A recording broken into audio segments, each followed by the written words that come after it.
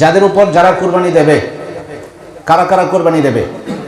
অনেক সামর্থ্য আছে, সামর্থ্যশীল ব্যক্তি আছে যারা কুরবানি দেয় না, কুরবানি দিতে চায় না, যে এতগুলো টাকা খরচ হবে, তার চেয়ে 2-4-5 হাজার টাকার বস্তু একসাথে কিনে ফেলবো, এভাবে এই নিয়তে তারা কুরবানি থেকে দূরে থাকে।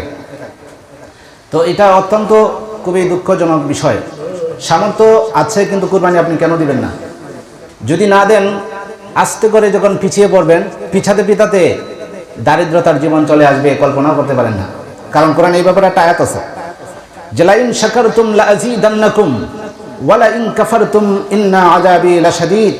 আমি তোমাকে যে নিয়ামত দিয়েছি সেই নিয়ামতের শুকরিয়া আদায় করো, যদি আদায় না করো তাহলে হবে কি, সেই নিয়ামতটা আমি নিয়ে যাব। এখানেই শেষ না, ইন্না আযাবি লাশাদীদ, আমি তোমাকে কঠিন শাস্তি দেব।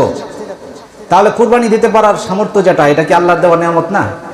তাহলে আল্লাহর নিয়ামতের শুকরিয়া আপনি কিভাবে করবেন? প্রথমে তো নিয়ামতের শুকরিয়া কুরবানিই দেন নাই।